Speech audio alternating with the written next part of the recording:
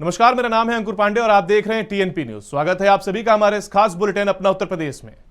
CM योगी ने प्रदेश में connectivity को लेकर बड़ा दावा किया है। सीएम ने कहा है कि लखनऊ को 4 लेन कनेक्टिविटी से जोड़ने की योजना पर काम हो रहा है। जल्द ही आप प्रदेश के जिस छोर से प्रवेश करेंगे 4 लेन सड़क मिलेगी। सीएम ने आगे कहा कि आजादी के अमृतकाल में प्रदेश को 21वें अधिवेशन के लिए चुना गया है। इसके लिए मैं आप सभी को धन्यवाद देता हूं। प्रधानमंत्री नरेंद्र मोदी के मार्गदर्शन में नितिन गडकरी ने जिस मजबूती और आत्मविश्वास के साथ इंफ्रास्ट्रक्चर के विकास पर फोकस किया है, वह आज एक मॉडल के रूप में देखा जाता है। पिछले 8.5 साल में देश रोड इंफ्रास्ट्रक्चर के क्षेत्र में जिस प्रकार से आगे बढ़ा है, उसी से प्रेरणा लेकर हमने यूपी में काम शुरू किया। बता दें कि इस दौरान सीएम के साथ केंद्रीय सड़क परिवहन एवं राजमार्ग मंत्री नितिन गडकरी भी मौजूद रहे। मुरादाबाद से सपा सांसद एसटी हसन ने आरएसएस प्रमुख के जाति और वर्ण व्यवस्था को खत्म करने वाले बयान का समर्थन किया है। सपा सांसद ने कहा कि उन्होंने ये बयान बिल्कुल ठीक दिया है। आज के दौर में जाति और वर्ण व्यवस्था को खत्म कर देना चाहिए, क्योंकि मैं इस्लाम को मानने वाला हूं। इस्लाम ने तो यह व्यवस्था 1400 साल पहले ही समाप्त कर दी थी। बता दें कि आरएसएस प्रमुख ने जाति व्यवस्था पर बयान दिया था कि वर्ण और जाति व्यवस्था की अवधारणा को भुला देना चाहिए। आज अगर कोई इस बारे में पूछता है तो समाज के हित में सोचने वाले सभी लोगों को बता देना चाहिए कि वर्ण और जाति व्यवस्था अतीत की बात है और इसे भुला देना चाहिए। वहीं गाजियाबाद के लोनी विधानसभा से बीजेपी विधायक नंद किशोर गुर्जर एक कार्यक्रम में पहुंचे, जहां उन्होंने आम आदमी पार्टी पर निशाना साधा। उन्होंने कहा कि दिल्ली में दंगा हुआ, लेकिन हमारे यहां किसी भी तरह का कोई दंगा नहीं हुआ। आम आदमी पार्टी के लोग हमारी सुंदर नगरी को सुअर नगरी बोलते हैं, इसे मिनी पाकिस्तान बोलते हैं। हमारे यहां किसी ने किसी पर पत्थर फेंका क्या? इनका एक जो विधायक है ओखला वाला, वही लोगों के बीच में विवाद पैदा करवाता है। सहारनपुर में थाना समाधान दिवस मनाया गया है। इस दौरान एसएसपी ने चिलकाना थाने का औचक निरीक्षण किया है। निरीक्षण के दौरान उन्होंने थाने की बिल्डिंग, कार्यालय, मेस के रखरखावों को भी देखा। साथ ही वहां मौजूद अधिकारियों को थाने के हालात और बेहतर करने के दिशा निर्देश दिए। एसएसपी विपिन ताड़ा ने बताया कि कई थानों का औचक निरीक्षण किया गया है। समाधान दिवस पर थाने पहुंचे फरियादियों की यहां समस्याएं सुनी गई हैं और कहा कि सभी समस्याओं का जल्द से जल्द निवारण भी किया जाएगा। थाना समाधान दिवस पर मैं थाना चिलकाना आया हूं, जिसमें कि फरियादियों की फरियाद भी सुनी जा रही है। साथ ही यहां पर जो राजस्व कर्मी हैं उनसे भी वार्ता की गई, पुलिस कर्मियों से वार्ता की जा रही है और थाने और मेस का निरीक्षण किया गया है और जो आवश्यक दिशा निर्देश हैं वो दिए गए हैं। जी, थाने पे जो माल है उनकी स्थिति, थाने की जो ज़मीन है, भवन है, उनकी क्या स्थिति है, मेस की क्या स्थिति है, कार्यालय की क्या स्थिति है, रजिस्टर्स का रखरखाव किस प्रकार है, अपराध नियंत्रण के लिए क्या प्रभावी कार्रवाई की जा रही है, इन सभी चीज़ों की समीक्षा हुई है और जहाँ कमी थी वहाँ बताया गया है, परंतु अच्छा कार्य है, सब कुछ ठीक पाया गया यहाँ पे। वहीं आजमगढ़ जिले में एक शख्स ने अनोखी मिसाल पेश की है। मामला मिर्जापुर ब्लॉक के तोवा गांव का है, जहां 5वीं तक पढ़े एक शख्स ने अपने जज्बे और जुनून के दम पर गांव के लोगों के लिए पुल बनवा दिया, ताकि गांव के बच्चे और बाकी सब लोग आराम से एक जगह से दूसरी जगह जा सकें।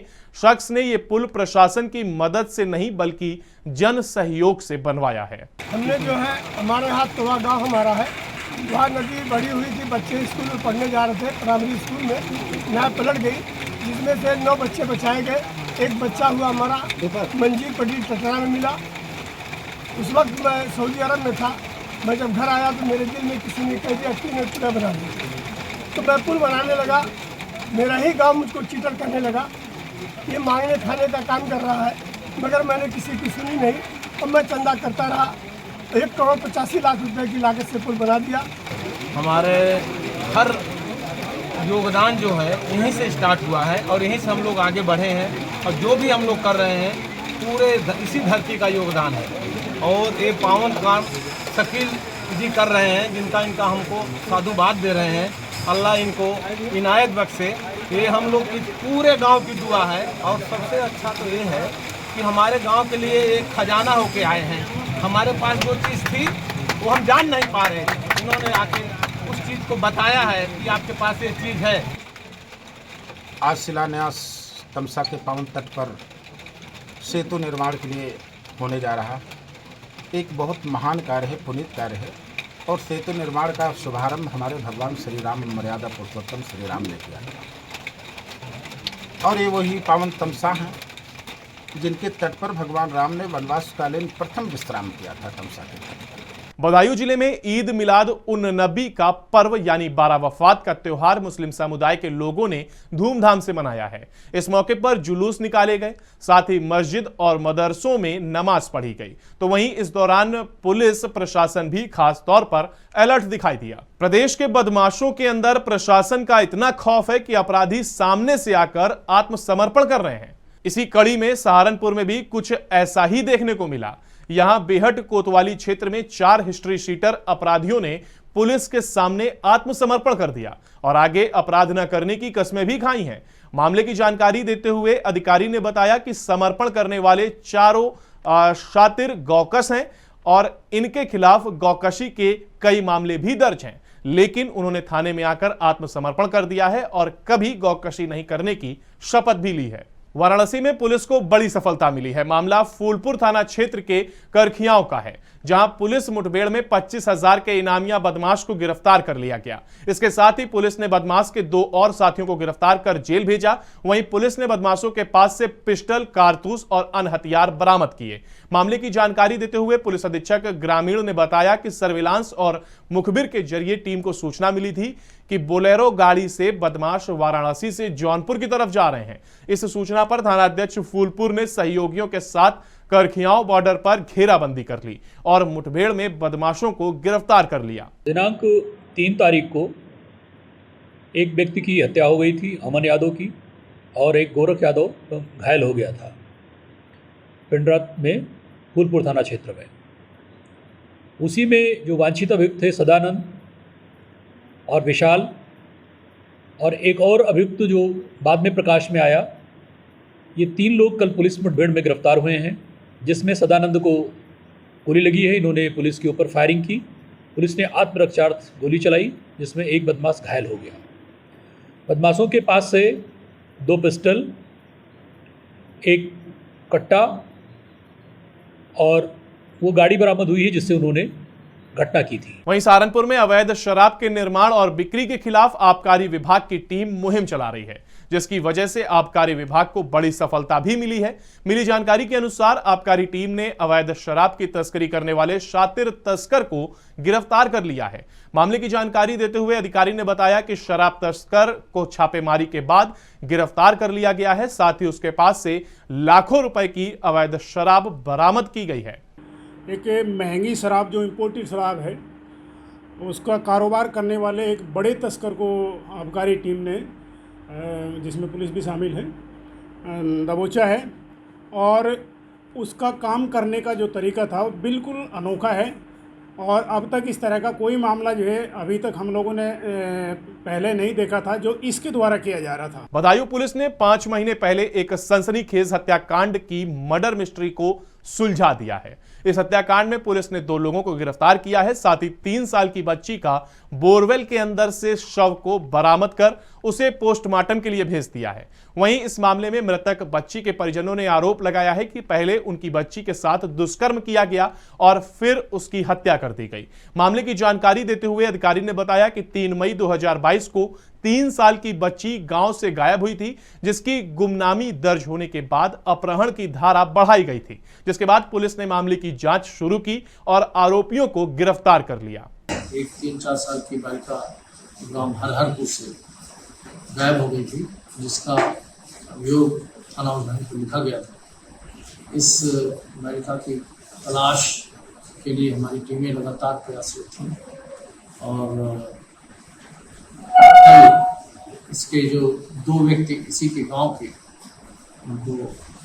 उनके शक था पहले से, उनकी पूछताछ के लिए थाने पर लाया गया तो उन्होंने अपना जुर्म कबूल करते हुए बताया। खबरें भी और भी है, मगर यहां पर वक्त हो चला एक छोटे से ब्रेक का।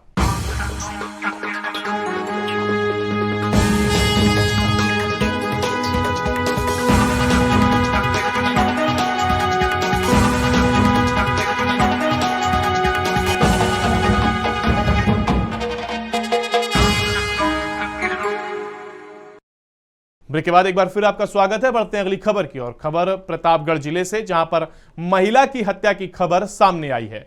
मामला लालगंज कोतवाली इलाके का है, जहां एक महिला का शव खेत में पड़ा मिला। मृतक महिला के परिजनों का आरोप है कि उसकी हत्या उसके ससुराल वालों ने की है। वहीं सूचना मिलते ही पुलिस मौके पर पहुंची और शव को कब्जे में लेकर पोस्टमार्टम के लिए भेजा। साथ ही केस दर्ज कर मामले की जांच शुरू की है। मथुरा में लगातार हो रही बारिश की वजह से लोगों का जीवन अस्त व्यस्त हो गया है। मामला जनपद के थाना राया क्षेत्र का है, पिरसुआ गांव का है, जहां बारिश की वजह से गरीबों के आशियाने ढह गए हैं। बस गनीमत ये रही कि इस पूरी घटना में किसी भी तरह की कोई जनहानि नहीं हुई है। ये मकान गिरा है। ये मकान जो है कम से कम 25-26 साल पुराना था और इसके अंदर 2 बच्चे सो रहे थे और बारिश आने से ये मकान जैसे ही गिरा है रात के करीब 12-1 बजे, और ये बच्चे जो है निकाले हमने, निकाल करके इन बच्चों को बाहर किया है, मगर जो है बच्चे के किसी के नहीं लगी है। मगर जो आर्थिक स्थिति खराब है उसकी, आर्थिक स्थिति खराब होने के बाद में ये हमारे भाई का मकान है। भाई हमारा विकलांग है।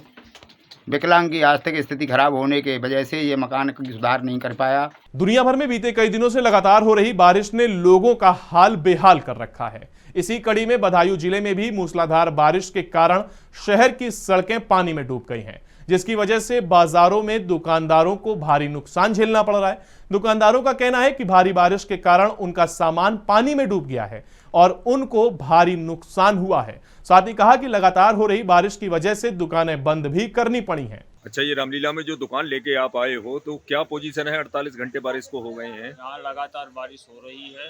हाँ। सारा सामान भीग रहा है। हाँ। पानी की कोई निकासी नहीं है। अच्छा, सामान भी भीग गया है। सामान बहुत किसकी दुकान है आपकी? हैंडीक्राफ्ट की। चाय की दुकान लगाई रामलीले में आप? बर्तन की दुकान लगाई है साहब। 50 रुपए की सेल है, 100 रुपए की सेल है जी। तो उसमें सारा पानी भरा हुआ, सब तरफ से कोई निकास नहीं है पानी के लिए, सब दिक्कतें हैं रामलीले में। मेरा रेस्टोरेंट है, सारा सामान भीग चुका है। रेस्टोरेंट में पानी भरा हुआ है और पानी का कोई निकास मेले में है नहीं। 48 घंटे से बारिश रुकी नहीं है। पीलीभीत जिले में एक दर्दनाक हादसे में मासूम की जान चली गई। मामला थाना जहानाबाद इलाके के खमरिया का है, जहां बीते कई दिनों से हो रही बारिश के कारण एक मकान की दीवार गिर गई, जिसकी वजह से एक मासूम की जान चली गई। तो वहीं सूचना मिलते ही पुलिस मौके पर पहुंची और शव को कब्जे में लेकर पोस्टमार्टम के लिए भेजा। साथ ही मामले की जांच शुरू की। मथुरा में लगातार हो रही बारिश से लोगों का जीना मुहाल हो गया है। पूरे शहर की सड़कें बारिश के पानी से लबालब हो गई हैं, जिसने नगर निगम की पोल खोलकर भी रख दी है।